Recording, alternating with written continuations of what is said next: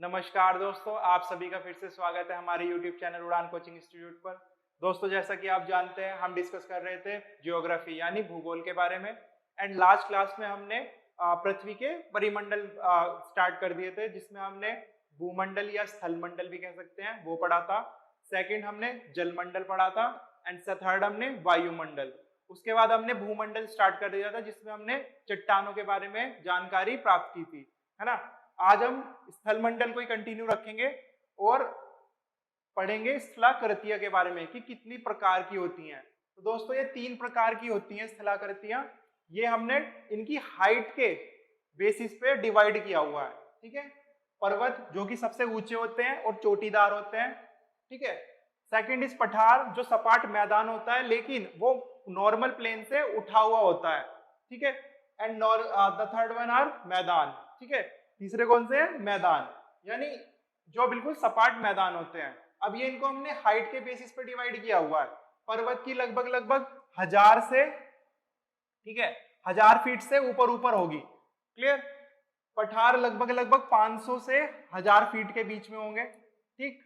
और 500 फीट से नीचे वाले मैदान की श्रेणी में आएंगे, क्लियर दोस्तों। तो हम पर्वत से स्टार्ट करते हैं। उससे पहले हम ये क्या कहते हैं, ये पिक्चर देख लेते हैं कि जो इस तरह से रहते हैं हमारे, जिसमें ऊपर अपनीति और अभिनीति होती है, वो हमारी पर्वतों में होती है, ठीक है। फिर पठार आता है, ये देखिए नॉर्मल मैदान है, इससे थोड़े से उठे हुए हैं ये, यानी लगभग लगभग 500 फीट से 1000 फीट के बीच में पठार होते हैं। ये भी सपाट ही होते हैं ऊपर से, ठीक है, लेकिन ये नॉर्मल मैदान से उठे हुए होते हैं बस, क्लियर। और फिर तीसरे हमारे होते हैं मैदान, क्लियर।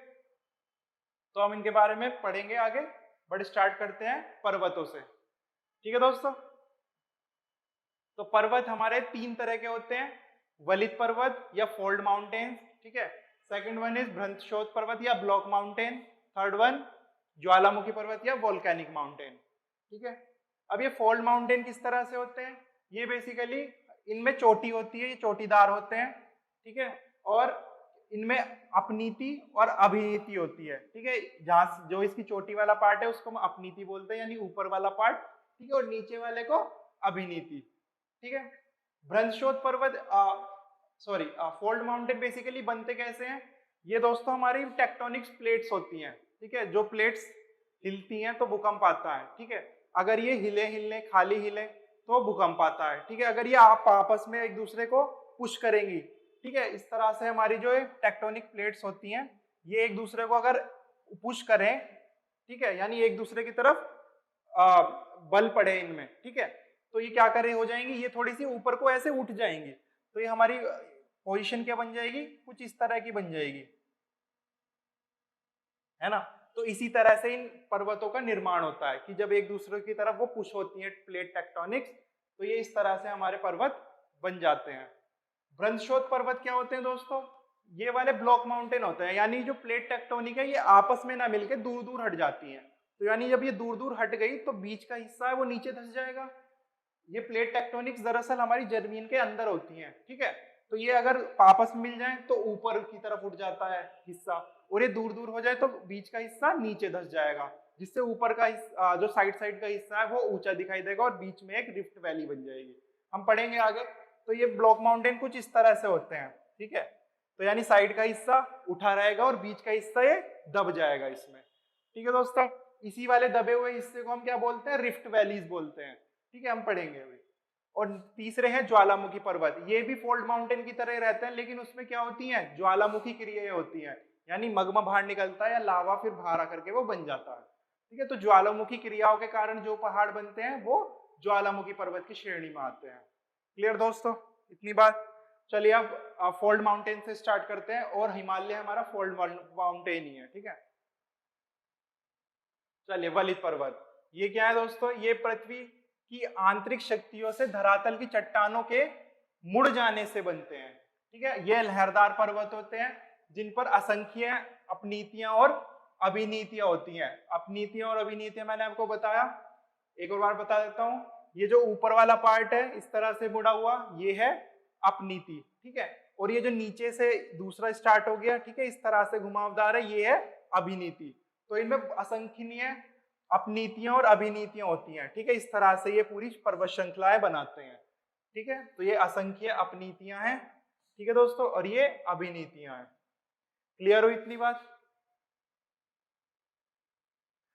हमारा हिमालय एक फोल्ड माउंटेन है, ठीक है। आल्प्स जो कि क्या कहते हैं यूरोप का माउंटेन है, ठीक है। माउंटेन रेंज है जो इटली के साइड पे फैला हुआ है, ठीक है। एल्प्स है वो। यूराल पर्वत जो एशिया और यूरोप को एक दूसरे से विभाजित करता है, वो यूराल पर्वत श्रृंखला है, ठीक है। रॉकीज जो नॉर्थ अमेरिका में है, ठीक है। एंडीज जो कि सबसे लंबी पर्वत श्रृंखला है या पर्वतमाला है, जो कि साउथ अमेरिका में आती है। हम आगे डिस्कस करेंगे, ठीक है, जब हम वर्ल्ड का मैप पढ़ेंगे। फिलहाल आप पर्वतों पे ध्यान दीजिए कि किस तरह के पर्वत वलित पर्वत हैं, ठीक है, या फोल्ड माउंटेन्स हैं, ठीक है दोस्तों। अब मैंने इनको बता दिया आपको कि वलित पर्वतों का निर्माण किस तरह से होता है, प्लेट टेक्टोनिक सिद्धांत पे। आधुनिक सिद्धांत प्लेट टेक्टोनिक, ठीक है। प्लेट टेक्टोनिक्स की संकल्पना पर आधारित है इनका, इन वलित पर्वतों का निर्माण, ठीक है दोस्तों। और जहां आज हिमालय है, यानी बहुत साल पहले वहां पे हिमालय नहीं था, वहां पे एक टेथिस नाम से सागर था, जिसमें अंदर बल पड़ गए और वो ऊपर को उठ गया, ठीक है। ऊपर उठ गया तो एक पर्वत का निर्माण हो गया, और उसी पर्वत को हम क्या बोलते हैं, हिमालय। क्लियर दोस्तों? तो जहां आज हिमालय पर्वत खड़ा है, वहां किसी समय टेथिस सागर था। सबसे पहले क्या था, एक टेथिस सागर, ठीक है। यह एक विशाल भू अवनति थी। दक्षिण पठार के उत्तर की ओर विस्थापन के कारण टेथिस सागर में बल पड़ गए, ठीक है, और वह ऊपर की ओर उठ गया, जिससे संसार के सबसे ऊंचे पर्वत का निर्माण हो गया। किसका हुआ, हिमालय का, क्योंकि ये ही सबसे ऊंचा पर्वत है पूरे संसार का, क्योंकि इसी पर ही सबसे ऊंची चोटी माउंट एवरेस्ट है, ठीक है। इसी वजह से हमारा हिमालय क्या है, सबसे ऊंचा पर्वत है विश्व का, क्योंकि इसी पर ही विश्व की सबसे ऊंची चोटी माउंट एवरेस्ट है। क्लियर दोस्तों इतनी बात? नेक्स्ट आता है हमारा अरावली पर्वत, जो भारत में है। अरावली पर्वत को सबसे पुराना वलित पर्वत माना जाता है, ठीक है। तो भारत का अरावली पर्वत क्या है, विश्व का सबसे पुराने वलित पर्वतों में गिना जाता है, और इसकी सबसे ऊंची चोटी कौन सी है, माउंट आबू, ठीक है। और जो किसके निकट है, गुरु शिखर के। और इसकी धरातल से समुद्र तल से ऊंचाई कितनी है, 17-22 मीटर, ठीक है। इसकी सबसे ऊंची चोटी माउंट आबू है, किसकी, अरावली की, अरावली पर्वत श्रृंखला की। और ये क्या है, सबसे पुराना वलित पर्वत है विश्व का, जो कि भारत में स्थित है। क्लियर दोस्तों इतनी बात? नेक्स्ट आते हैं ब्लॉक पर्वत या भ्रंशोत पर्वत। मैंने आपको बताया कि इसमें होस्ट ऊंचे हुए पार्ट को कहते हैं और गार्बन नीचे वाले पार्ट को कहते हैं, और नीचे वाले पार्ट को हम रिफ्ट वैली या रिफ्ट घाटी भी बोलते हैं, ठीक है। तो जब चट्टानों में स्थित भ्रंश के कारण मध्य भाग नीचे धंस जाता है, ठीक है दोस्तों, मध्य भाग जिसमें नीचे धंस गया, तो यानी ऊपर साइड के ऊपर उठ गए, ठीक है। तो अगल बगल के भाग ऊंचे उठे प्रतीत होते हैं, और इसी के कारण हमारे ब्लॉक पर्वत बनते हैं, ठीक है। नेक्स्ट, बीच में से भाग को, जो बीच का भाग है जो धंस गया, उसी को क्या कहते हैं हम, रिफ्ट घाटी या रिफ्ट वैली, आपने नाम सुना होगा, ठीक है दोस्तों। और विश्व की सबसे लंबी रिफ्ट वैली कहां पे है, जॉर्डन नदी की घाटी है, ठीक है, जहां से हमारी जॉर्डन नदी बहती है, उस वो वाली घाटी है सबसे लंबी, ठीक है। ये कहां से कहां तक जाती है, जो रेड सी से लेकर के कहां तक जाती है, बेसिन, रेड सी के बेसिनों से लेकर के ये यहाँ पे जम्बेजी नदी है, ठीक है दोस्तों, जम्बेजी, ठीक है, जाम्बेजी नदी तक जाती है, और जो कितने किलोमीटर लंबी है, 4800 किलोमीटर लंबी है ये, ठीक है। ये वाली जो जॉर्डन नदी की रिफ्ट घाटी है, ठीक है दोस्तों, सबसे लंबी रिफ्ट घाटी जॉर्डन नदी की है, जो कहां से कहां तक जाती है, रेड सी के या लाल सागर के बेसिनों से जाम्बेजी नदी तक जाती है। इसकी लेंथ कितनी है, 4800 किलोमीटर। क्लियर दोस्तों इतनी बात?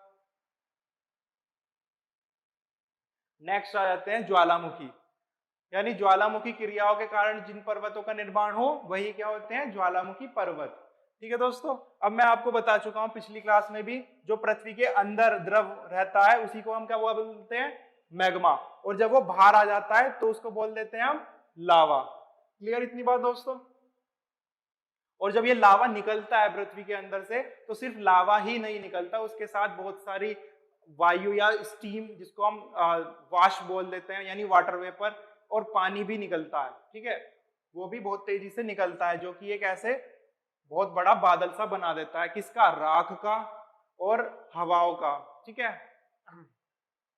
ये दोस्तों, तो इसको हम पढ़ते हैं ज्वालामुखी को कि भूपटल पर वह प्राकृतिक छेद या दरार है जिससे पृथ्वी का पिघला पदार्थ, जिसको हम मैग्मा या बाहर निकलने के बाद लावा बोलते हैं। ठीक है, लावा के साथ क्या क्या आती है? राख आती है, भाप आती है और अन्य गैसें बाहर निकलती हैं, जो कि एक बादल बना देती है उसके ऊपर। ठीक है, तो ज्वालामुखी पर्वत ज्वालामुखी क्रियाओं के कारण बनते हैं। अगर आपको याद होगा तो मैंने अग्नि चट्टान पढ़ाते वक्त आपको बताया था कि जब अग्नि चट्टान बनती है, कैसे बनती है? जो अंदर का मैग्मा है वो ऊपर उठे, और जब वो ऊपर उठेगा तो वो पृथ्वी की सतह को भी उठाता है ना, लेकिन वो बाहर नहीं निकलता, वो अंदर ही जम के ठोस हो जाता है और हमारी अग्नि चट्टान बन जाती है। लेकिन जब वो बाहर निकल गया तो वो काफी ऊंचा उठा जाता, तो इन्हीं के कारण, इन्हीं क्रियाओं के कारण हमारे ऊंचे ऊंचे ज्वालामुखी पर्वत बन गए हैं। क्लियर दोस्तों इतनी बात? ठीक है, तो ज्वालामुखी पर्वत ज्वालामुखी क्रियाओं के कारण बनते हैं। ठीक, और बाहर हवा में उड़ा लावा, जैसे जब बहुत तेजी से वो फटता है तो छोटे छोटे पीसीस में वो बूंद छींटों में बदल जाता है लावा। ठीक है, और वो छींटे जम के, यानी छोटी छोटी जो बूंदें हैं वो जम जाती हैं और छोटे छोटे पत्थरों में तब्दील हो जाते हैं, जिसको हम क्या बोलते हैं? सिंडर। ठीक है, तो बाहर हवा में उड़ा लावा शीघ्र ही ठंडा होकर छोटे ठोस टुकड़ों में बदल जाता है, जिसको हम सिंडर कहते हैं। ठीक है दोस्तों, नेक्स्ट, उद्गार अवधि के अनुसार ज्वालामुखी 3 प्रकार की है। उद्गार मतलब जब भी ज्वालामुखी फटे। ठीक है, तो इस बेसिस पे, ज्वालामुखी फटने के बेसिस पे, यानी उसमें जब उद्गार होता है उसके बेसिस पे हमने 3 भागों में इसको, 3 प्रकार में इसको विभाजित किया हुआ है ज्वालामुखी को। पहली है सक्रिय ज्वालामुखी। सक्रिय ज्वालामुखी वे ज्वालामुखी हैं जो हर मिनट या हर 5 मिनट या 10 मिनट के अंदर फटती रहती हैं, यानी वो बार बार फटती रहती हैं, यानी उसमें बार बार उद्गार होता रहता है। ठीक है, उन ज्वालामुखियों में जिनमें हर मिनट उद्गार होता रहता है उन्हीं को हम क्या कहते हैं? सक्रिय ज्वालामुखी। दूसरी है प्रमुक्त ज्वालामुखी। प्रमुख ज्वालामुखी में कौन सी ज्वालामुखी आती है? वो ज्वालामुखी आती हैं जिनमें काफी समय से उद्गार नहीं हुआ, यानी जो बहुत समय से फटी नहीं है, लेकिन कभी भी उनमें उद्गार हो सकता है, यानी वो कभी भी फट सकती हैं। ठीक है, तो वो कौन सी हो गई? प्रमुख ज्वालामुखी। थर्ड, तीसरी आती है मृत या शांत ज्वालामुखी। मृत या शांत यानी जिनमें बहुत टाइम से उद्गार नहीं हुआ और आगे भी, भविष्य में भी होने की संभावना बिल्कुल खत्म है, यानी होना ही नहीं है उनमें उद्गार। तो वो कौन सी ज्वालामुखी है? मृत, यानी वो मर चुकी है या फिर शांत हो गई है ज्वालामुखी। क्लियर दोस्तों? अब थोड़ा और इनके बारे में पढ़ लेते हैं, क्योंकि एग्जाम में कभी कभी पूछा जाता है कि ये किस तरह की ज्वालामुखी है, सक्रिय ज्वालामुखी है या प्रमुख ज्वालामुखी है या फिर शांत या मृत ज्वालामुखी है। ठीक है दोस्तों, तो सक्रिय ज्वालामुखी के बारे में पढ़ते हैं। मैंने इसको आपको बताया, इसमें अक्सर उद्गार होता रहता है। वर्तमान समय में सक्रिय ज्वालामुखी की जो संख्या है वो कितनी है? वो 500 है। ठीक है दोस्तों, तो 500 सक्रिय ज्वालामुखी है पूरे विश्व में। ठीक है, और इनमें से प्रमुख कौन सी है? इटली की एटना और ये स्ट्रम्बोली, जो कि भूमध्य सागर में है। अब ये स्ट्रम्बोली दोस्तों बहुत इंपॉर्टेंट ज्वालामुखी है। कैसे? जब ये स्ट्रम्बोली भूमध्य सागर में, ये हर मिनट फटती रहती है, और जब ये फटती है तो अभी मैंने बताया जब ज्वालामुखी फटे तो उसमें से क्या क्या निकलता है? लावा निकलता है। ठीक है, वाष्प निकलती है। ठीक है, तरल जल, मतलब जल वाष्प भी निकलता है। ठीक है, और बहुत सारी अलग अन्य गैसें भी निकलती है। तो जब वो वाष्प निकलती है तो उसमें आग लगी होती है। ठीक है, और जब उसमें आग लगी होती है तो रात के टाइम पे वो वहां पे बहुत ज्यादा रोशनी होती है, यानी आसपास का एरिया, जहां भी आग लगी तो आसपास का एरिया चमकेगा। ठीक है, तो इसलिए इसको क्या बोला जाता है? भूमध्य सागर का प्रकाश स्तंभ बोला जाता है इस वाली सक्रिय ज्वालामुखी को, स्ट्रम्बोली को। ठीक है, तो स्ट्रम्बोली जो भूमध्य सागर में है, ठीक है, सिसिली के उत्तर में लिपारी द्वीप पर है ये वाली जो ज्वालामुखी है। ठीक है, इसमें सदा प्रज्वलित गैस निकला करती है। ठीक है, यानी जो गैस निकलती है वो जली हुई निकलती है, यानी आग लगी रहती है उसमें। ठीक है, और जिससे आसपास का एरिया जो है वो प्रकाशमान रहता है, और इस कारण इस ज्वालामुखी को भूमध्य सागर का प्रकाश स्तंभ भी कहते हैं। किसको कहते हैं? स्ट्रम्बोली को, जो कहाँ पे है? लिपारी द्वीप पर। क्लियर दोस्तों? नेक्स्ट, प्रक्षुब्ध ज्वालामुखी, जिसको बारे में मैंने बताया आपको, जिसमें निकट अतीत में उद्गार नहीं हुआ है लेकिन कभी भी हो सकता है। ठीक है, कभी भी उद्गार हो सकता है। ठीक है, तो वो कौन सी है? वो है प्रक्षुब्ध ज्वालामुखी। इसके उदाहरण है जैसे विसुवियस है जो भूमध्य सागर में है, दूसरी है फुजियामा जो कि जापान में है, और तीसरी है मेचन जो फिलीपींस में है। क्लियर? ये कौन सी है? प्रक्षुब्ध ज्वालामुखी, यानी जो फटी नहीं है काफी टाइम से लेकिन कभी भी उनमें उद्गार हो सकता है। क्लियर दोस्तों इतनी बात? नेक्स्ट आती है शांत ज्वालामुखी यानी एक्सटिंक्ट वोल्केनो। वैसा ज्वालामुखी जिसमें ऐतिहासिक काल से कोई उद्गार नहीं हुआ है और आगे भी संभावना नहीं है, उन्हें उद्गार होने की संभावना भी नहीं हो, वो कौन सी है? शांत या मृत ज्वालामुखी। ठीक है दोस्तों, इसके उदाहरण है कोह सुल्तान है, देवमंदिरान। ठीक है, ये आ चुका है। ये कोह सुल्तान ज्वालामुखी किस तरह की और कहाँ पे स्थित है? क्लियर? पोपा जो कि म्यांमार में है, किलिमंजारो अफ्रीका में है, और चिवराजो दक्षिण अमेरिका में है। क्लियर दोस्तों इतनी बात? अब कुछ और मुख्य पॉइंट्स पढ़ लेते हैं ज्वालामुखी के रिलेटेड, जो एग्जाम पॉइंट ऑफ व्यू से काफी इंपॉर्टेंट है। ठीक है, तो प्रशांत महासागर के परिमेखला को अग्निवलय कहते हैं दोस्तों, यानी जो प्रशांत महासागर है उसमें जो उसका जो पूरा पेरीमीटर है ना, उसी को क्या बोलते हैं? अग्निवलय या fire ring of the Pacific, क्योंकि वहां पे बहुत सारी सक्रिय ज्वालामुखी हैं उस वाले हिस्से में। अगर मैं आपको वर्ल्ड का मैप दिखाऊं तो ये इस तरह से होगा कुछ। ठीक है दोस्तों, ये इस तरह से आपका आ गया। ठीक है, ये हो गया आपका नॉर्थ अमेरिका। ठीक है, ये हो गया साउथ अमेरिका। क्लियर दोस्तों? अब इधर आ जाता है थोड़ा सा अफ्रीका। क्लियर? यहाँ पे आ गया मेडागास्कर द्वीप, और यहाँ पे जिब्राल्टर संधि के द्वारा ये आ गया यूरोप का पार्ट थोड़ा सा। ठीक है, यहाँ पे ये सुएज कैनाल आ गई जिससे हमारा ये इधर का पार्ट आ जाता है। ठीक है, इधर आ गया ये भारत, ये श्रीलंका हो गया। ठीक है दोस्तों, अब इधर यहाँ पे आ गए म्यांमार, सब सारा एरिया आ गया। क्लियर? और यहाँ पे ये आगे मान लीजिए यूराल पर्वत। ठीक है, और यूराल पर्वत के बाद क्या स्टार्ट हो गया? ये हो गया पूरा रशिया स्टार्ट। ठीक है, और इधर का जो एरिया है वो अलास्का का है। क्लियर दोस्तों? अब यहाँ पे क्या आ गई? ये 180 डिग्री यमुनोत्तर आ गई, जो कि क्या है? अंतरराष्ट्रीय तिथि रेखा के नाम से जानते हैं, मैंने आपको बताया हुआ है। क्लियर दोस्तों? ये आ गया पूरा एशिया। ठीक है दोस्तों, ये आ गया यूरोप, ये आ गया अफ्रीका। ठीक है, इधर के यहाँ पे इंडियन ओशियन है,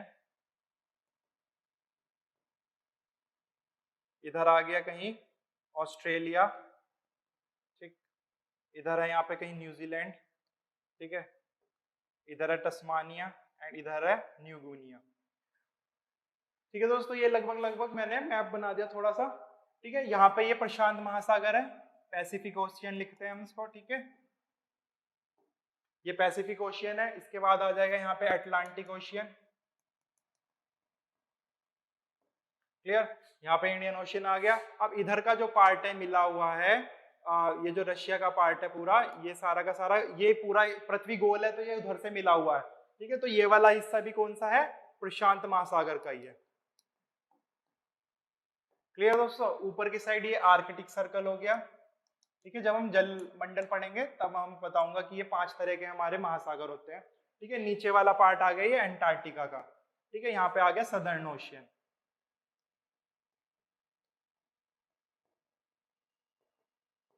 क्लियर दोस्तों? तो ये वाला जो एरिया है, देखिए ये वाला, ठीक है, ये वाला यहाँ से यहाँ तक, यहाँ पे थोड़ा ये जापान आ गया। ठीक है, ये वाला जो एरिया है यहाँ से ये वाला, ठीक है, ये पृथ्वी गोल है तो ये मिला हुआ है। ठीक है, तो ये वाला जो एरिया है इसी को क्या बोलते हैं हम? Fire ring. ठीक है, फायर रिंग ऑफ पैसिफिक, यानी अग्नि वाला बोलते हैं प्रशांत महासागर का, क्योंकि इसी वाले हिस्से में सबसे ज्यादा सक्रिय ज्वालामुखी है। ठीक है दोस्तों, इतनी बात क्लियर हुई। तो प्रशांत महासागर का इस पेरीमीटर को क्या बोलते हैं? अग्निवलय यानी फायरिंग ऑफ द पैसिफिक। ठीक है दोस्तों। नेक्स्ट, सबसे अधिक सक्रिय ज्वालामुखी अमेरिका और एशिया महाद्वीप के तटों पर है। अब यहाँ पे आप देख सकते हैं, यानी जो तट हैं, ठीक है, ये जो तटीय रेखा एशिया की और ये अमेरिका की, ठीक है, तो ये क्या है? सबसे ज्यादा ज्वालामुखी इसी पे ही है, और इसीलिए इसको क्या बोला जाता है? Fire ring of the Pacific, क्योंकि प्रशांत महासागर ही इसके आसपास है। क्लियर दोस्तों इतनी बात? नेक्स्ट, ऑस्ट्रेलिया महाद्वीप में एक भी ज्वालामुखी नहीं है, यानी ऑस्ट्रेलिया जो महाद्वीप है, ठीक है, ये जो ऑस्ट्रेलिया महाद्वीप है, इसमें एक भी ज्वालामुखी नहीं है। क्लियर इतनी बात?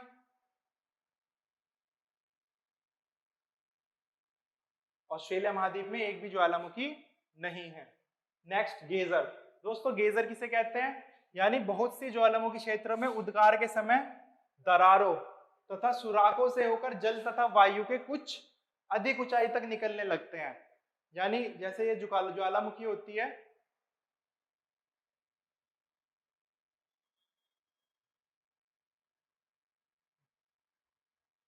जैसे ज्वालामुखी होती है, यानी ये जो छोटी छोटी, जरूरी थोड़ी ना है कि यहीं से निकलेगा, बीच में थोड़ी थोड़ी दरारें भी हो सकती हैं, है ना, लेकिन वहां से कभी कभी लावा ना निकल के क्या निकलता है?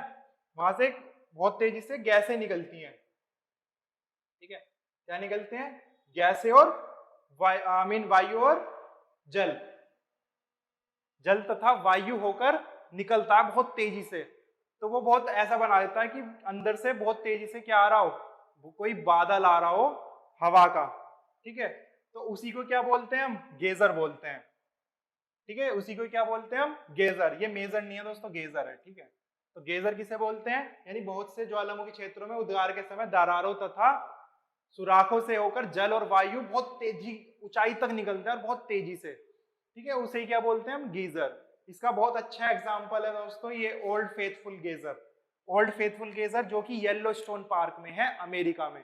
ठीक है, तो यह यूएसए के येलोस्टोन पार्क में है, और इसकी खास बात यह है यहाँ इसमें हर मिनट ये गीजर निकलता रहता है, यानी हर मिनट उद्गार होता ही रहता है इसमें। ठीक है, तो इसमें प्रत्येक मिनट उद्गार होता रहता है, यानी जैसे हम पढ़ भी रहे हैं इस टाइम पे वहां पे वो निकल ही रहा होगा। क्या निकल रहा होगा? गेजर, यानी उसमें उद्गार हो ही रहा होगा अभी भी।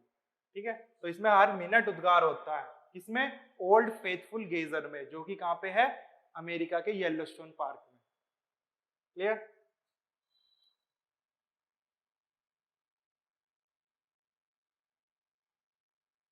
नेक्स्ट, विश्व का सबसे ऊंचा ज्वालामुखी पर्वत दोस्तों कौन सा है? कोटापेक्सी, जो कि इक्वेडोर में है। ठीक है, कोटापेक्सी सबसे ऊंचा ज्वालामुखी पर्वत है। क्लियर? और दूसरा, सबसे ऊंचाई पर ही स्थित सक्रिय ज्वालामुखी कौन है? ओजस डेल सालाडो, जो कि उनसी पर्वत श्रृंखला में आता है, एंडीज। ठीक है, ओजस डेल सालाडो किस पर्वतमाला में आता है? एंडीज, जो कि विश्व की सबसे लंबी पर्वतमाला है, और ये कहाँ आता है? अर्जेंटीना, चिली देशों के सीमा पर स्थित है। अब अगर आप ये देखें विश्व का मैप, तो दोस्तों यहाँ पे ये जो पार्ट है, ठीक है, ये जो पार्ट है ये है एंडीज की पर्वत श्रृंखला, जो साउथ अमेरिका की यानी विश्व की सबसे लंबी पर्वतमाला है। ठीक है, अब इसमें चिली यहाँ पे है। ठीक है, ये वाला पार्ट कहाँ है? ये अर्जेंटीना है। ठीक है, ये वाला है अर्जेंटीना, और ये वाला पार्ट जो है, ठीक है, ये है चिली। ठीक है, इनकी सीमा पे स्थित है ये वाला कौन सा? ओजस डेल सालाडो, जो कि सबसे ऊंचाई पर स्थित सक्रिय ज्वालामुखी है, वो यहां कहीं आता है। क्लियर दोस्तों इतनी बात? नेक्स्ट, जो विश्व की सबसे ऊंचाई पर स्थित शांत ज्वालामुखी है वो है एकाकागुआ। एकाकागुआ कहां पे आता है? ये भी एंडीज पर्वत श्रृंखला पे ही आता है। ठीक है, पर्वतमाला पर ही स्थित है, जिसकी ऊंचाई इतनी है, और ये ही दोस्तों सबसे ऊंचा शिखर है एंडीज पर्वतमाला का। ठीक है, यानी ये भी इसी पे ही कहीं यहाँ पे आता है। क्लियर दोस्तों इतनी बात? तो इनमें कंफ्यूज हो जाते हैं अक्सर बच्चे। ये है सबसे ऊंचा ज्वालामुखी पर्वत, जो कि कोटापेक्सी क्या है? सबसे ऊंचा ज्वालामुखी पर्वत, और ओजस डेल सालाडो सबसे ऊंचाई पर स्थित सक्रिय ज्वालामुखी। ठीक है, वो सबसे ऊंचा पर्वत नहीं है, सबसे ऊंचा पर्वत कोटापेक्स ही है, लेकिन ये जो ओजस डेल सलाडो है ये सबसे ऊंचाई पर स्थित सक्रिय ज्वालामुखी है, जो कि एंडीज पर्वतमाला में आता है। ठीक है, अर्जेंटीना चिली बॉर्डर पे। तीसरा जो सबसे ऊंचाई पर स्थित शांत ज्वालामुखी है वो है एकाकागुआ, जो कि एंडीज पर्वतमाला पे ही आता है, जो कि विश्व की सबसे लंबी पर्वतमाला है, और एकाकागुआ ही इस पर्वतमाला का सबसे ऊंचा शिखर है, यानी सबसे ऊंची चोटी है। जैसे हिमालय की सबसे ऊंची चोटी माउंट एवरेस्ट है, ऐसे ही एंडीज पर्वतमाला की सबसे ऊंची चोटी एकाकागुआ है। क्लियर दोस्तों इतनी बात? नेक्स्ट आ जाते हैं दोस्तों प्लेट्यू, यानी कि पठार। तो पठार क्या है? उठी हुई सपाट भूमि होती है, यह आसपास के क्षेत्रों से अधिक उठा हुआ होता है। ठीक है, और इसका ऊपरी भाग मेज के समान सपाट होता है। इसका सिर्फ ये खास बात है कि ये साइड आसपास की जगहों से ऊंचा उठा हुआ है और वह बिल्कुल सपाट है ऊपर से। ठीक है, लेकिन अगर हम पर्वत से कंपेयर करें तो पर्वत का थोड़ा इस तरह से होता है।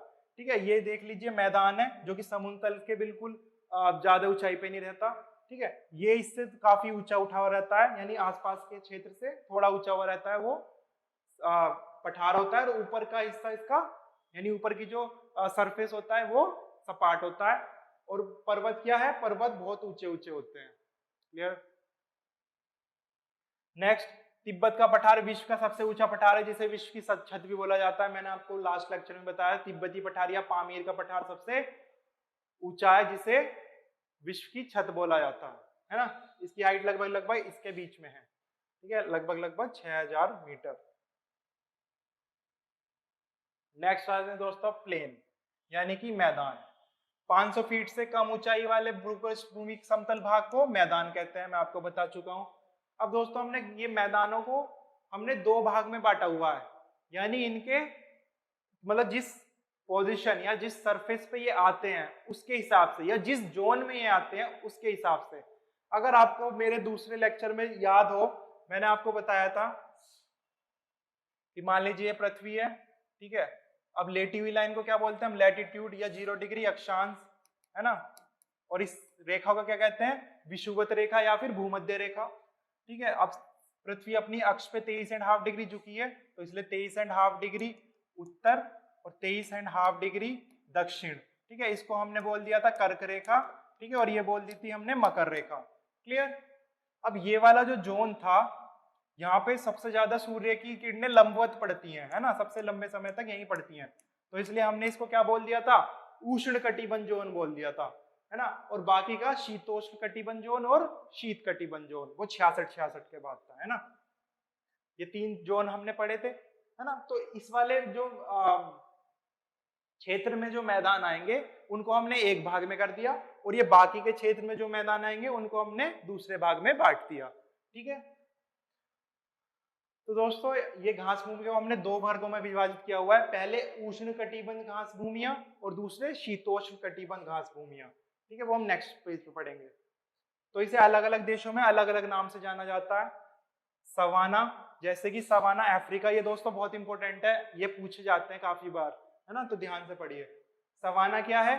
अफ्रीका में है। ठीक है, कंपोज कहाँ पे है? ब्राजील में है। और लानोस कहाँ पे है? वेनेजुएला और कोलंबिया में। अगर आप मैप पे देखें,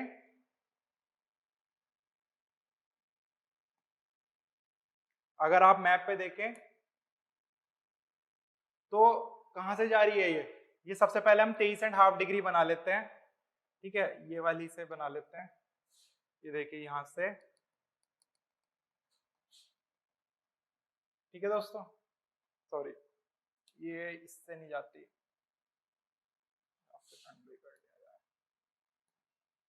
ठीक है, ये थोड़ी इसके ऊपर से जाती है।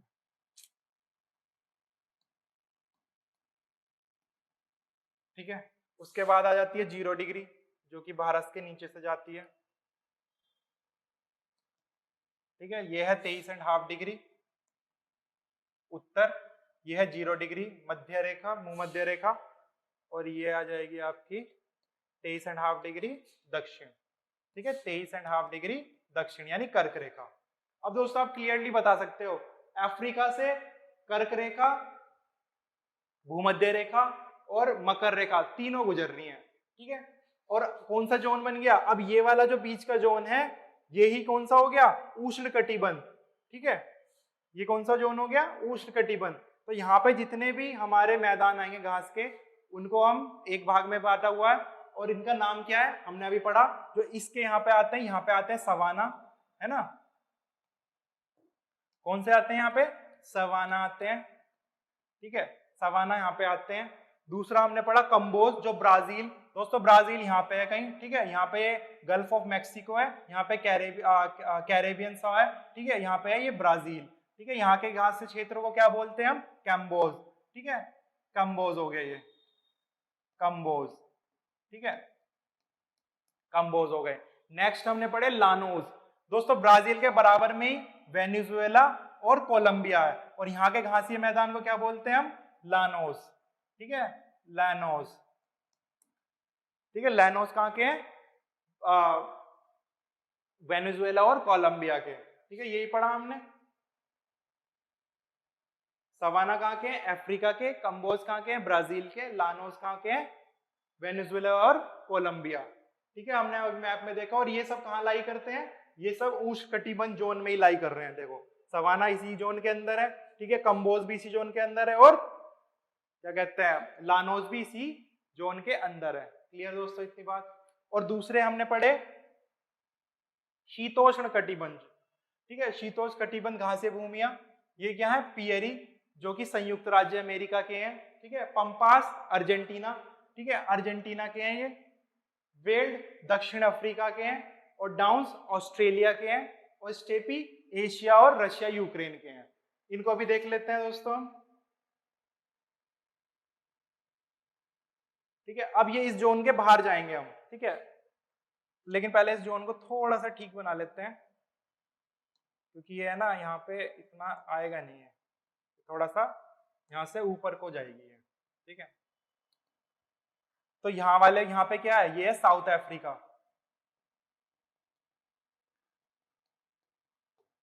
ठीक है। यहाँ पे आ गया ये चिली, और ये आ गया अर्जेंटीना, बताया था मैंने, ठीक है। और ये उत्तर अमेरिका, उत्तर अमेरिका यहाँ पे है, ठीक है।